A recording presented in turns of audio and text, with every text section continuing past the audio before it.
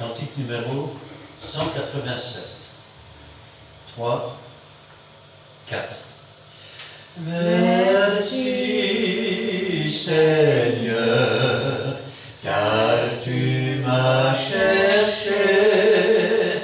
Merci Seigneur, car tu m'as trouvé. Merci Seigneur, car tu m'as donné ton grand amour qui m'a libéré. Merci Seigneur, car tu m'as cherché.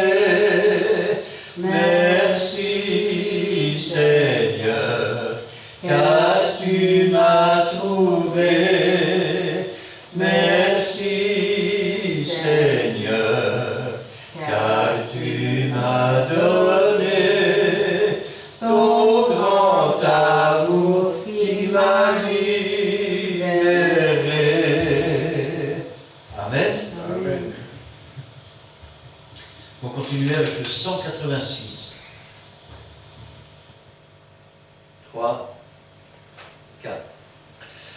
Ma joie est immense, car j'ai l'assurance que mes péchés sont pardonnés. Car Jésus qui m'aime a brisé mes chaînes, mon cœur est transformé. Il m'a donné sa présence, sa paix, sa puissance.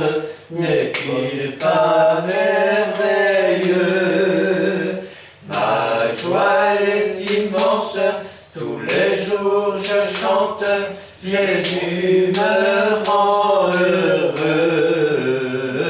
Ma joie est immense, car j'ai l'assurance que mes péchés sont pardonnés.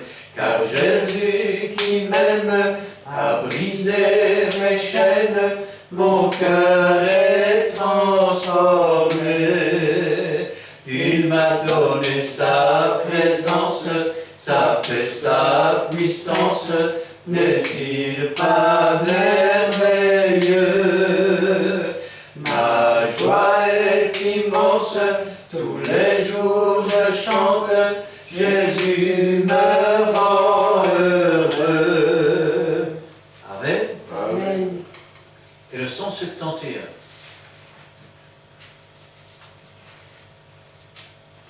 Ça, c'est connu, ça.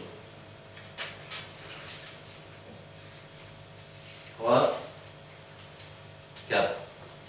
Les yeux fixés sur Jésus, je ne suis pas à pas, car en lui j'ai le salut qu'il m'a acquis à Golgotha. Son Saint-Esprit me conduit, son sang me purifie. Jésus est mon seul ami, le Saint-Livre me le dit.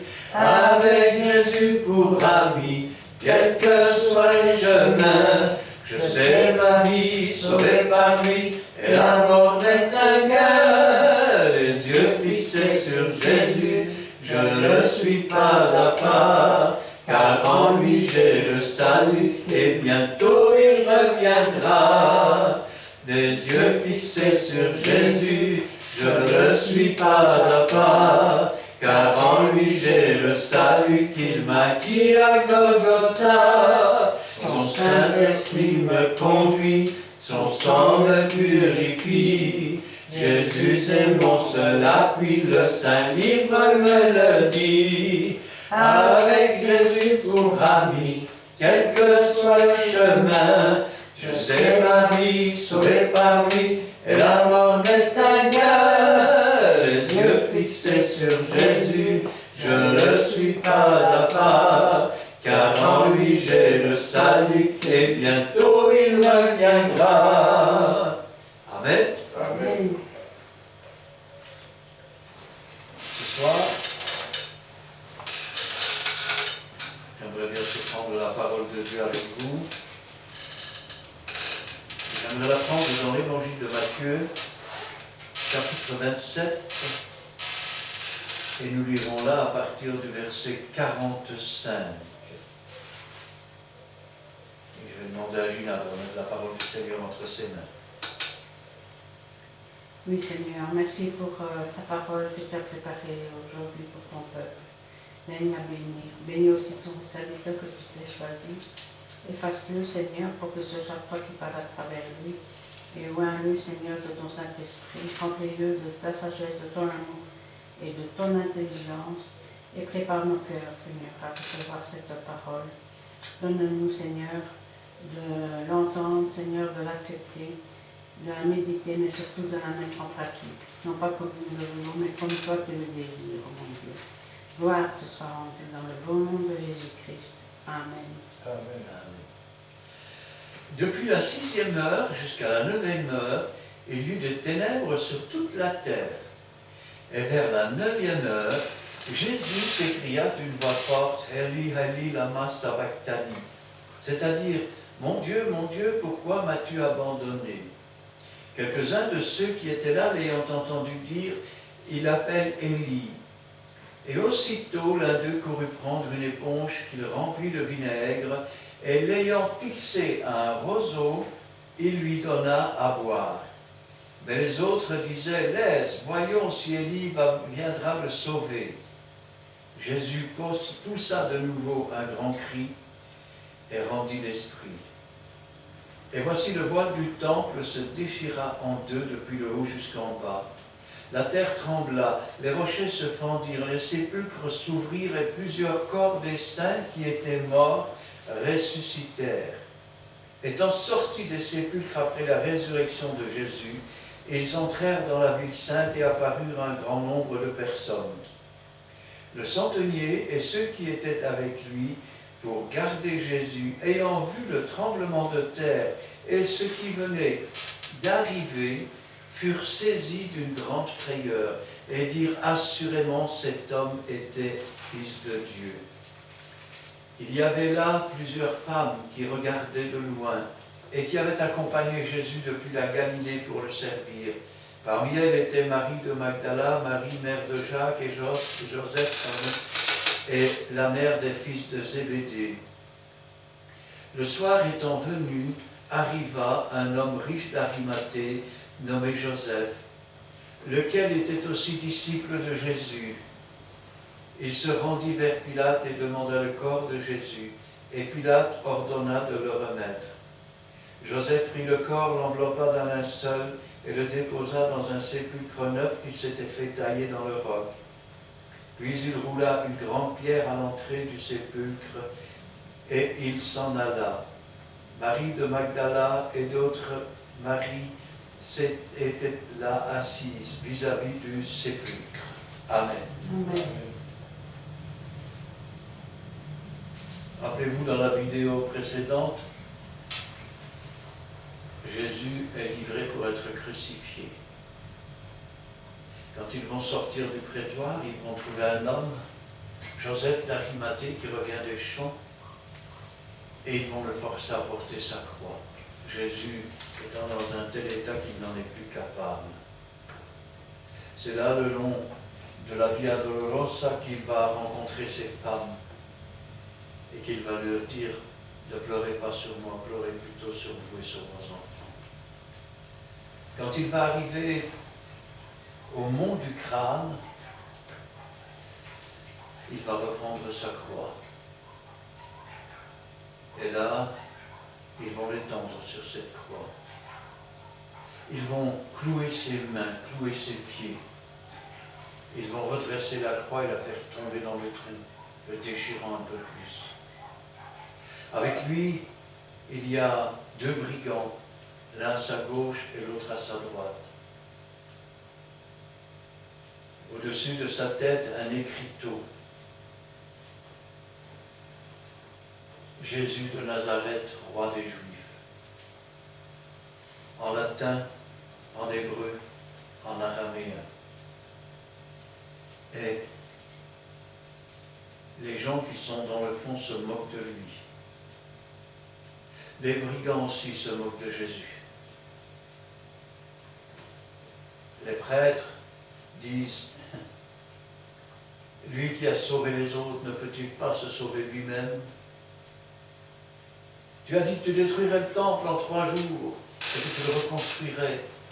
Descends de ta croix, si tu descends de ta croix, on croira en toi. Pourquoi un tel déchaînement? C'est simple. Tous voulaient que Jésus meure, parce que, voyant l'héritier, ils se sont dit, tuons-le, emparons-nous de l'héritage. Seulement, maintenant qu'il est sur cette croix et que le sang coule, eh bien, c'est plus la même chanson. Le diable sent sa défaite. Et il incite donc tous ceux qui sont empreints de l'esprit malin à tenter Jésus de descendre de sa croix. Il faut dire que, à cette époque-là, quand les condamnés arrivaient avec leur croix, on leur donnait un verre de vin, ils appelaient ça de la fiel. En fait, c'était un grain d'encens qui se trouvait dans le vin et qui était destiné à faire perdre, je vais dire, connaissance aux suppliciés pendant que... Mais Jésus refusa. Il ne pouvait pas échapper à la souffrance parce que chacune de ces souffrances reflétait la punition pour les péchés. Et puis, la première chose qu'il va dire sur cette croix, c'est « Père, pardonne-leur, ils ne savent pas ce qu'ils font. » Le temps passe et il va dire aux disciples que Jésus aime et à sa mère « Femme, voilà ton fils. Fils, voilà ta mère. » Contrairement à ce qu'on montre souvent chez les catholiques, Jésus est tout nu sur cette croix. Il n'y a pas de linceul ou quoi que ce soit. Et c'est le cas aussi pour ces hommes. Le motif de leur condamnation est écrit au-dessus de leur tête. Le temps passe.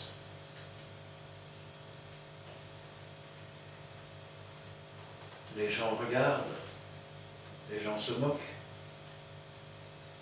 Et puis à un moment donné, Jésus sur cette croix va agoniser petit à petit. Vers midi, c'est-à-dire la 6e heure, jusqu'à la 9e heure, il va y avoir des ténèbres sur toute la terre. Je voudrais que vous compreniez ceci. Jésus est l'agneau de Dieu qui ôte le péché du monde. Si vous comptez du moment où il a été arrêté jusqu'à sa résurrection, dans notre calcul des jours, nous n'aurons que 2 jours et demi. Pourquoi? Parce que chez les Hébreux, on compte le temps en ce que l'on appelle le nona, c'est-à-dire une période de 3 heures. L'agneau devait être immolé entre les 2 soirs. Donc, s'il devait être immolé entre les 2 soirs, normalement, ça devrait être à midi. Sauf qu'ici, il était déjà immolé avant, et puis le soir est tombé.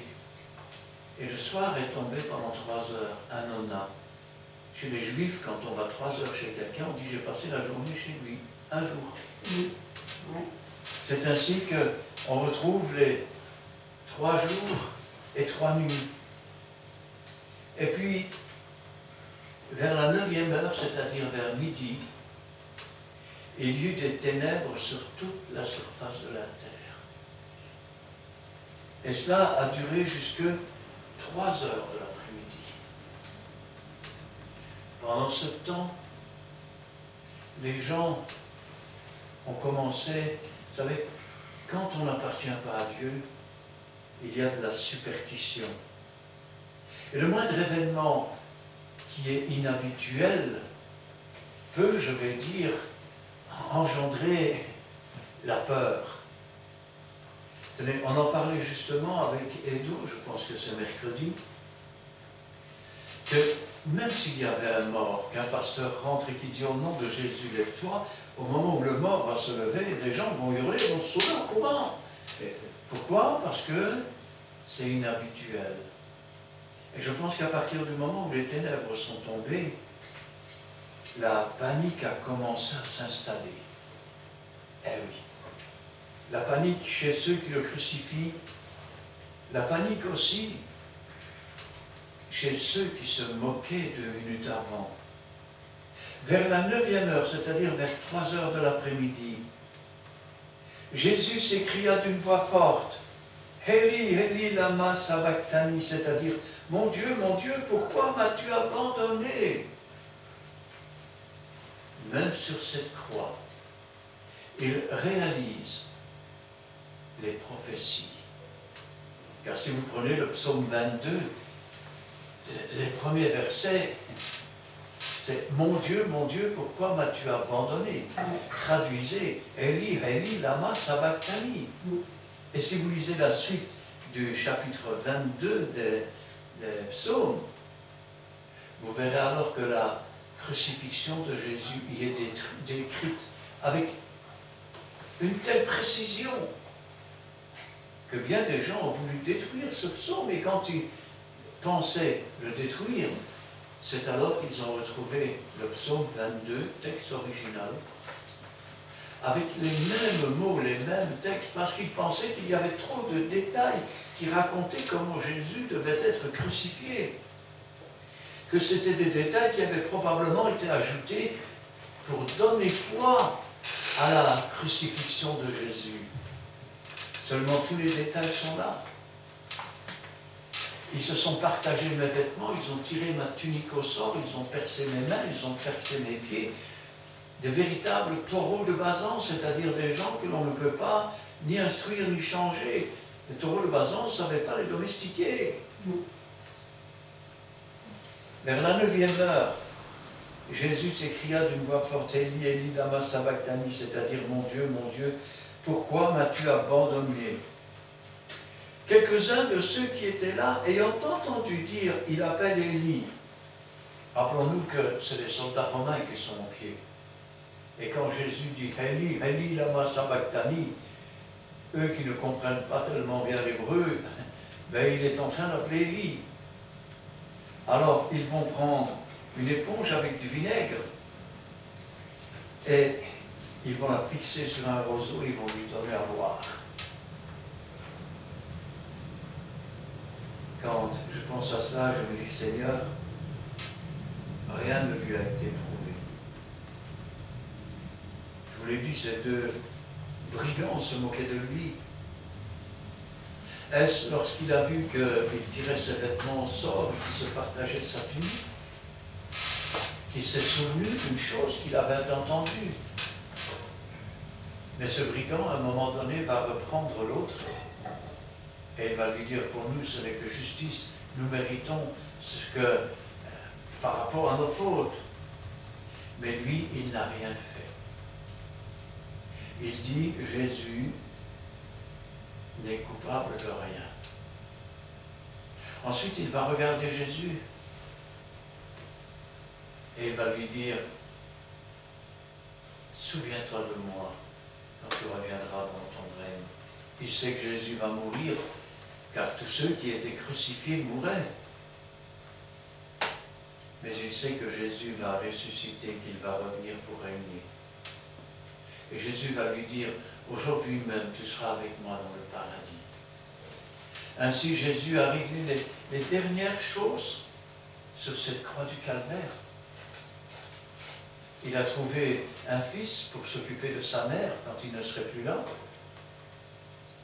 Il a, je vais dire, réconcilié ce brigand avec Dieu, avec la parole de Dieu. Il lui promet même de l'emmener le jour même dans le paradis. Puis il va encore pousser un grand cri. En fait, ce grand cri, c'est « Tout est accompli ». Sa tête va s'incliner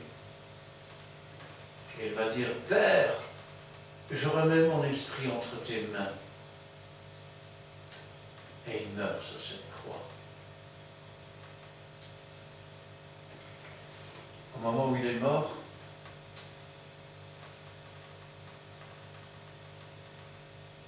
vont se produire des phénomènes. Parce que, en recevant Jésus-Christ sur cette croix, le soleil lui-même s'est détourné et la nuit est venue sur le monde. Quand Jésus a remis son esprit entre les mains du Seigneur, cette terre qui avait reçu son sang s'est mise à trembler. Les rochers se sont fendus et le voile du temple s'est déchiré d'en haut jusqu'en bas. Non pas d'en bas vers le haut, mais d'en haut jusqu'en bas, montrant que Dieu, ainsi, je vais dire, déchirait ce voile qui séparait le lieu saint du lieu très saint, montrant ainsi que dorénavant, nous aurions accès au lieu très saint, mais plus derrière un voile ou par un souverain sacrificateur, mais par un nouveau souverain sacrificateur, Jésus-Christ, et au travers du voile de sa chair. Plusieurs d'ailleurs des tombes des saints se sont ouvertes. Et le jour de la résurrection de Jésus, ils vont apparaître. La question que je me pose toujours, quand le soleil lui-même détourne le regard pour ne pas voir cela, quand la terre tremble, quand les rochers se brisent, notre cœur est-il plus dur que les rochers, plus dur que la terre? Quand il est mort sur la croix, il a dit « tout est accompli ». Mais qu'est-ce qui est accompli? Il est l'agneau de Dieu qui ôte le péché du monde. Il a versé son sang pour effacer nos péchés, nos transgressions. Ses souffrances, c'était la punition qu'il portait sur ses seules épaules. Punition que méritaient nos propres péchés, nos propres transgressions. Il y avait un centenier qui était là. Et quand le centenier a vu ce qui s'est passé, le tremblement de terre qui venait d'avoir lieu, tous étaient saisis d'une grande frayeur. Et ils ont commencé à dire, assurément cet homme était fils de Dieu. Il y avait d'ailleurs là plusieurs femmes qui regardaient de loin, qui avait accompagné Jésus de la Galilée pour le servir. La Bible nous dit que parmi elles était Marie de Magdala, Marie mère de Jacques, de Joseph et la mère des fils de Zébédée. Jésus est mort. Ça pouvait durer plusieurs jours, la mort sur cette croix. Si Jésus est mort aussi vite, il ne faut pas oublier qu'ils l'ont frappé à coups de poing, ils lui ont planté une couronne d'épines sur la tête, ils lui ont déchiqueté le dos à coups de fouet. Ils se sont moqués de lui, ils l'ont bousculé.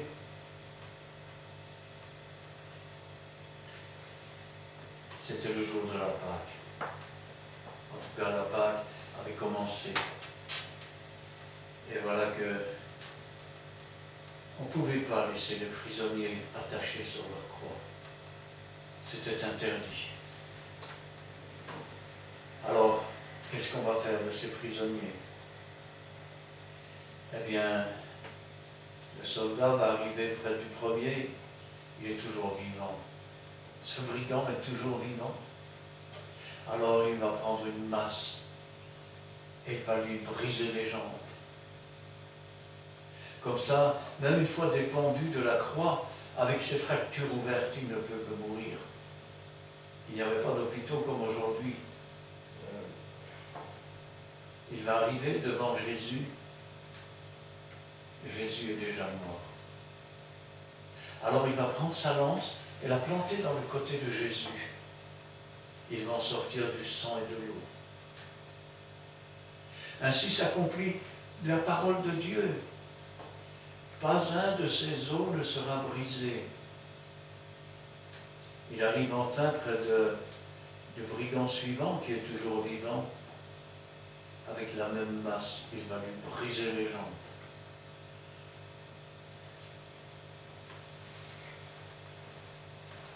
Maintenant que Jésus est mort, que c'est la Pâque, on va le dépendre de la croix. On ne peut pas le laisser là. Mais on ne peut pas enlever les corps. Il faut une autorisation pour cela. Et le soir étant venu, arriva un homme riche. C'est ce que nous dit la Bible dans les prophéties. Il a été crucifié au milieu des brigands et son sépulcre dans le tombeau d'un riche. Ce d'Arimathée, c'est un disciple de Jésus, mais en secret. Ce sont d'autres passages qui nous le disent. Ça veut dire qu'il avait peur de ce que les Juifs feraient. Avec lui d'ailleurs va aller un autre homme qui se nomme Nicodème, docteur de la loi, dont vous pouvez relire le début de l'histoire dans Jean chapitre 3, si ma mémoire est bonne. Nicodème qui était venu de nuit pour pas qu'on le voie. Ces deux hommes, l'un qui est disciple en secret pour pas que les Juifs le sachent, et l'autre qui vient pendant la nuit pour pas qu'on le voie, vont trouver le courage d'aller trouver Pilate. Et ils vont demander le corps de Jésus. Pilate va être vraiment surpris. Comment, il est déjà mort? Faites venir ici l'officier qui était chargé de la crucifixion. Et ils vont faire venir. Et il va attester non seulement que Jésus est mort, mais encore qu'il était fils de Dieu. Et quand je pense à ça, je me dis, Seigneur, c'est comme ça que Joseph d'Arimathée et que Nicodème ont eu l'autorisation de prendre le corps de Jésus. Ils vont donc l'amener dans le sépulcre d'Arimathée le riche. Il s'était fait tailler ce sépulcre pour lui-même. Et puis, ils vont embaumer le corps du Seigneur avec des aromates et des linges. Les femmes sont dehors. Elles regardent de loin. Quand cela va être fini, il va rouler cette pierre énorme. Et le tombeau ainsi va être scellé. Mais voilà, les hommes religieux n'en ont pas encore fini avec Jésus. Ils vont dire, cet homme a dit qu'il ressusciterait au 3e jour. Vous vous rendez compte, cette imposture serait encore pire que l'autre. Pilate va leur dire, gardez le tombeau vous-même. Et c'est comme ça que 4 escadres de 4 hommes vont se relayer devant le tombeau, afin d'être sûr qu'on ne vienne pas voler le cadavre de Jésus.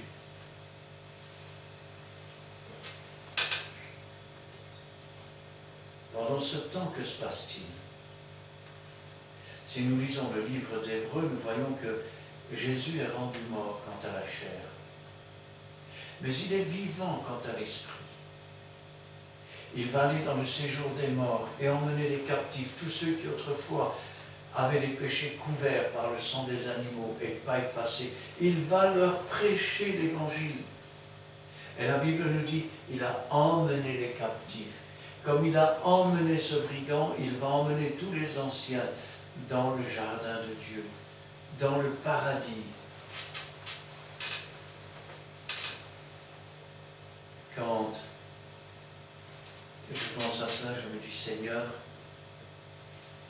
à quel moment as-tu arrêté de travailler? La crucifixion, c'est la raison pour laquelle tu es venu. Ton sang versé, c'est ce qu'il fallait pour nous sauver. Même mort, tu descends dans le séjour des morts et tu prêches l'évangile et tu emmènes les captifs sur les hauteurs.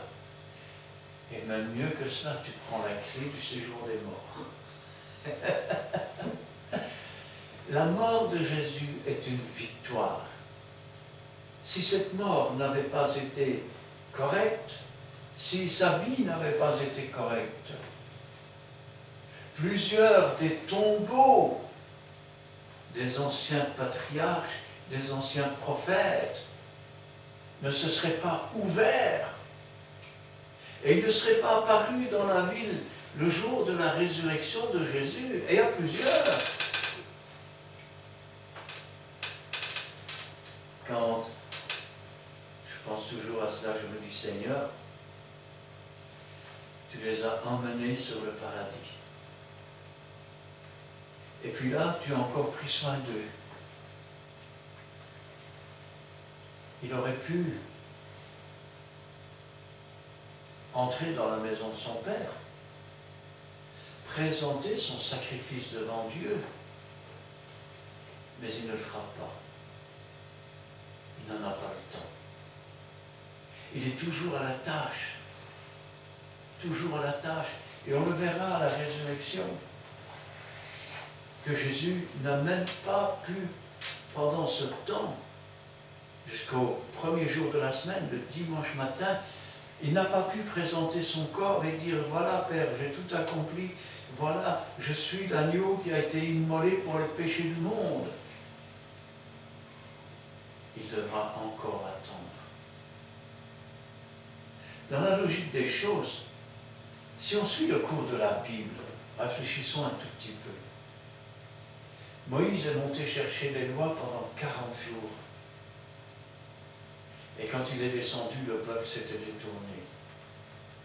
Jésus est monté dans le ciel, il aurait dû descendre 40 jours plus tard.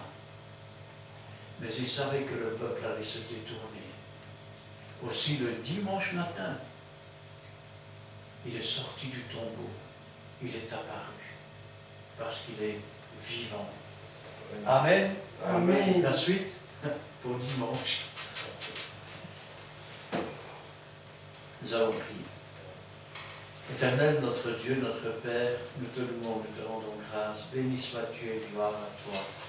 Nous voulons te remercier, Père, parce que tu as donné ce que tu avais de plus cher et de meilleur, ton Fils unique. Nous voulons te remercier, Seigneur Jésus.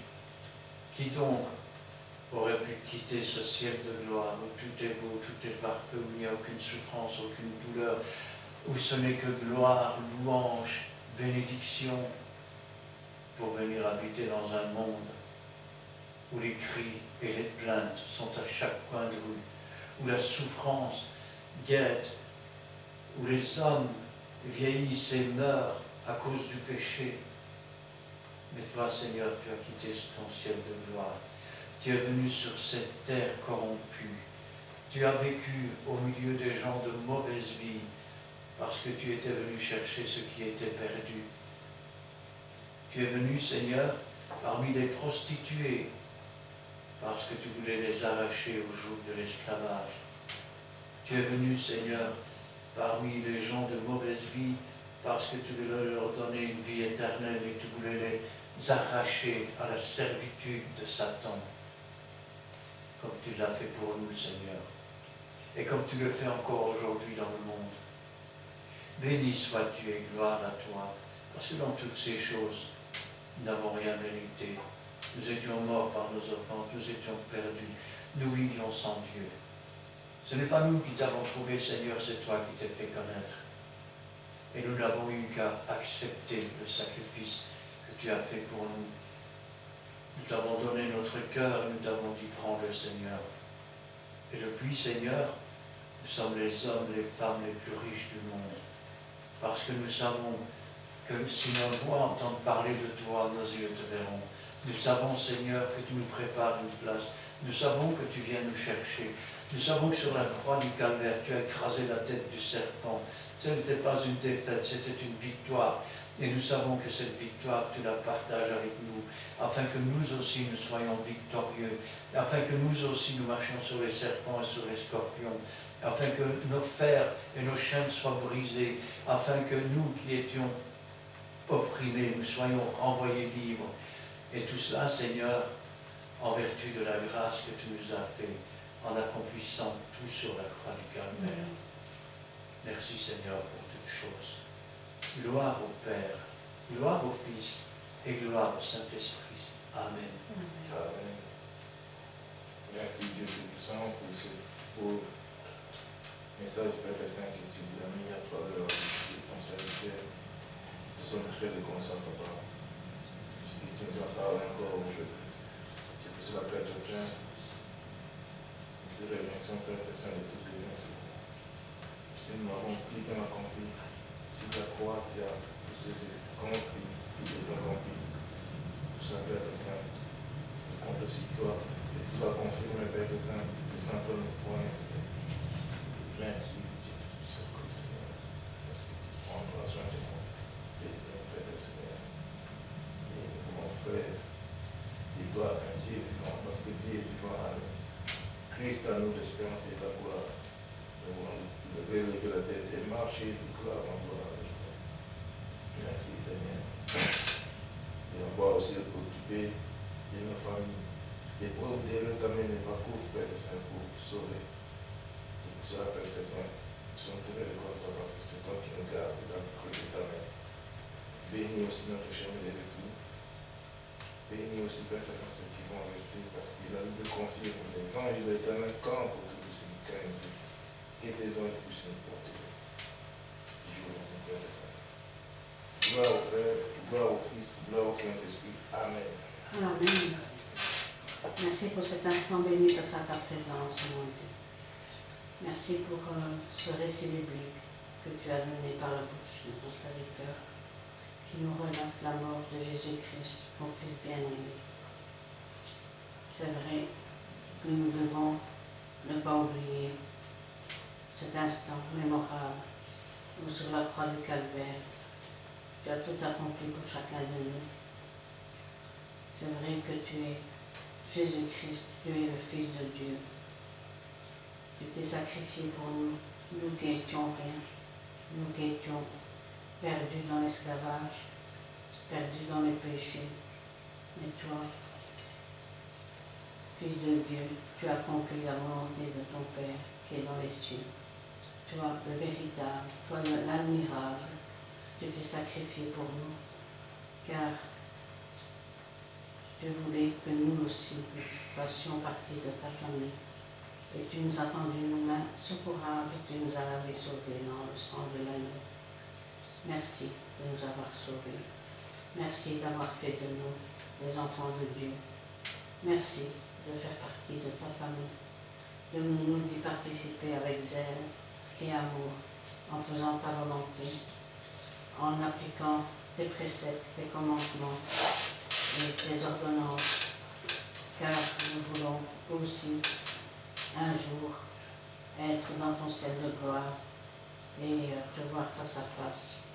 Mais nous devons être fidèles à ce que tu nous demandes chaque jour et persévérer sur le chemin que tu as tracé pour chacun de nous. Donne-nous de mettre en pratique, Seigneur, tout ce que tu nous demandes, mon Dieu. Viens nous fortifier là où nous sommes faibles, car nous voulons rester debout pour toi. Arme-nous les armes du Saint-Esprit, afin, Seigneur, d'être vigilants sur cette terre et de ne pas tomber en tentation, mais au contraire, de lutter avec force et courage et de ne pas tomber dans les pièges que l'ennemi peut nous tendre. Merci, Seigneur, pour ton amour immense envers nous. Merci, Seigneur, d'avoir fait de nous de nouvelles créatures. Et donne-nous de t'aimer comme toi-même tu nous as aimés le premier, car tu es tout pour nous. Acquérions-nous, car c'est toi qui as les paroles de la vie. Merci pour tout ce que tu as fait, ô Jésus-Christ. Merci, ô Dieu Tout-Puissant, pour avoir envoyé ton Fils bien-aimé sur cette terre.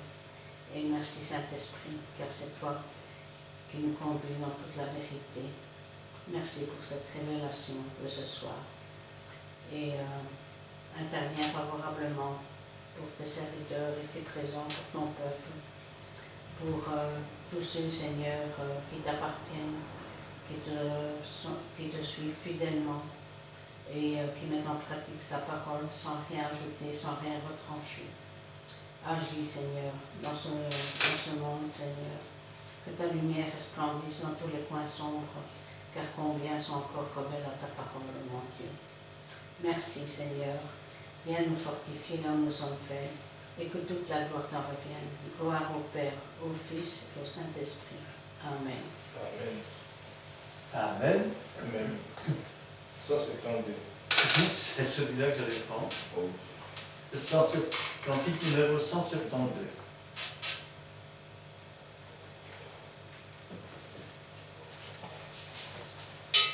Petit cœur.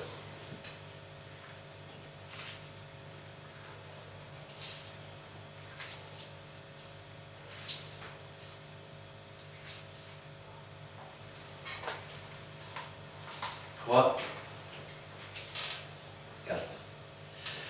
Le temps de décision est venu pour ton âme, pour Christ et la vie, où le mal et la mort. Qui vas-tu servir?